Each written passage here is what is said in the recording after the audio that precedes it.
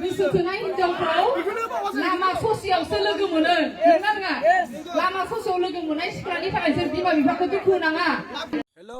एभरिवान welcome two बेक माय YouTube channel आं सफैलायबावबाय आरोना लोगोफोर नोंथांमोननि सिगाङावहाय दिनैहाय गोदानै आपडेट लानानै फैदों आरोना लोगोफोर आदा जेम्सनि हिन्जावा मा बुंदों नोंथांमोना ससे क्लिप खोनासंना लाबानो जाबाय ना लोगोफोर आदा जेम्सनि हिन्जावखौ जाय सिनायाखै जाय नुवाखै नोंथांमोना नैबे भिडिअनि गेजेरजोंहाय नोंथांमोना सिनायना लादो नायना लादो आरोना लोगोफोर नोंथांमोना बिदिब्ला भिडिअखौ नायलांनो हागोन आरोना लोगोफोर बांद्राय देरि खालामा बेनिखायनो नोंथांमोना भिडिअखौ नायना लादो आरोना लोगोफोर सुरु खार' जायफ्रा आंनि चेनेलखौ दासिमबो साबस्क्राइब खालामाखै अननानै आंनि बे बर' इउटुबखौ नोंथांमोना लाइक कमेन्ट शेयार साबस्क्राइब खालामना होलांदो आरोना लोगोफोर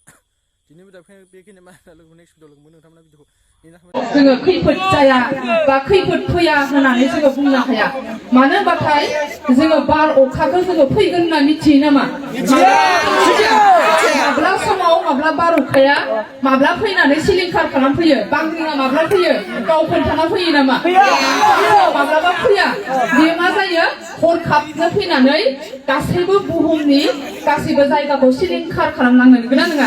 अब्लाबो जों मा खालामो सिलिंखार खालामलाङोब्लाबो बुहुमा आरो गोदानै जोङो सोरजिजाफिनो नंगौना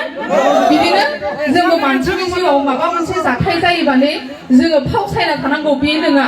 जोङो बेजों लोगोसे जों मा खालामनांगोन जोङो दावगानो सोलोंनांगोन जोङो थांना थानो सोलोंनांगोन नंगौना नङा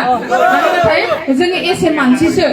जोङो जुदि मोनसे जाथाय बा मोनसे घटनाखौ लानानै जुदि जोङो फावसायनानै जोङो गावखौनो गाव सुइसाइड जायोबा जोङो मा जागोन जों लोरबां जागोन नंगौना नङा जों मोनसे लोरबां जानायखौ लुबैयो नामा मालाबाबो जोङो लोरबां जानो नाङा जों मा खालामनांगौ जों जिखि जाया प्रब्लेमजों जोङो फेस खालामनानै जोङो जिउआव जोङो दावगालांनो जोङो नाजानांगोन नंगौना नङा दुब्रि बिलाइखौ नुदोंना नोंसोरो दुब्रि बिलाइखौ बेसेबां मानसि हाजार मानसिया गाफ्लेलाङो नंगौना नङा गाफ्लेलाङोबाबो दुब्रि बिलाइआ मा जायो बियो हाजार गाफ्लेबाबो बियो रोदोमखांफिनो